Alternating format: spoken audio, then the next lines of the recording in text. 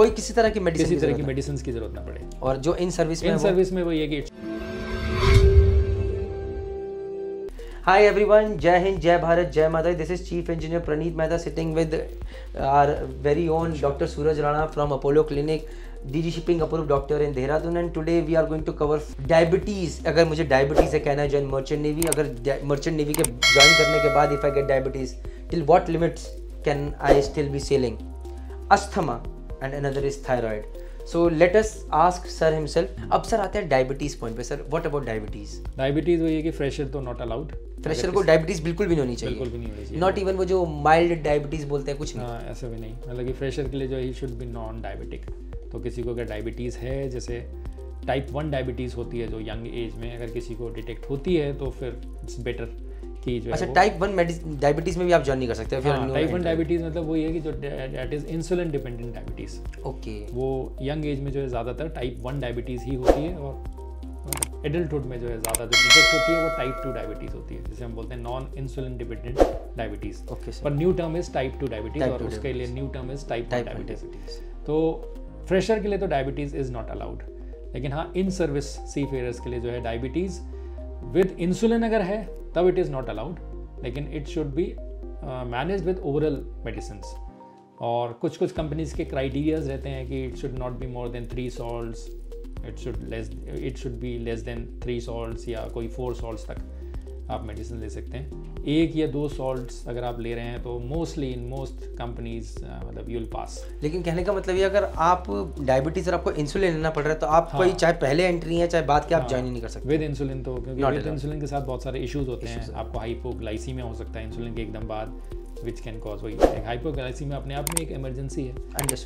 तो इसलिए वही कि oral medicine do not want to complicate this things, तो मैंने ऐसा रखा। बेसिकली हमारा अप्रोच ये रहता है, यहाँ पे कोई कैंडिडेट आता है, कुछ कंपनीज का जो है वो क्राइटेरिया है कि he should be referred to a endocrinologist, जो कि डायबिटिक स्पेशलिस्ट रहते हैं, उनके पास भेज के उनका ट्रीटमेंट स्टार्ट करवा के then they should be passed.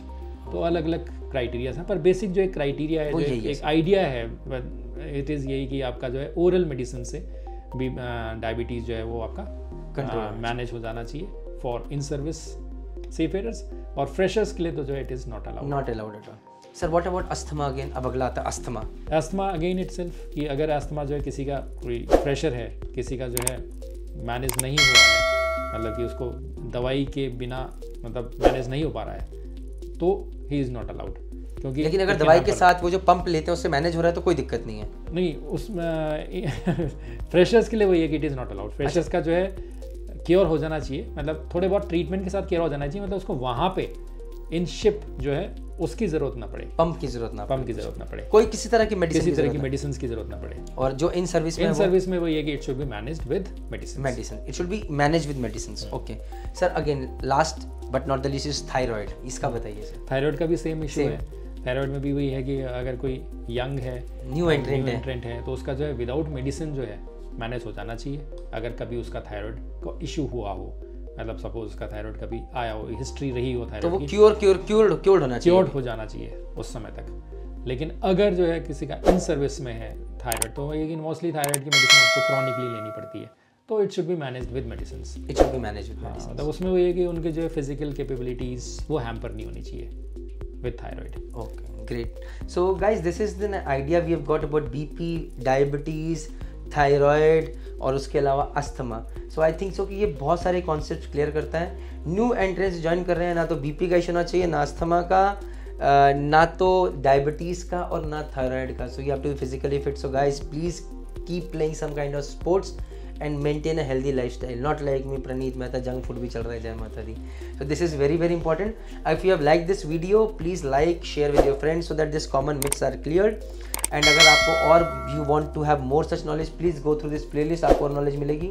And in the end all again, thank you very much sir for sharing this knowledge with us. जय माता दी, thank you very much, thanks a lot.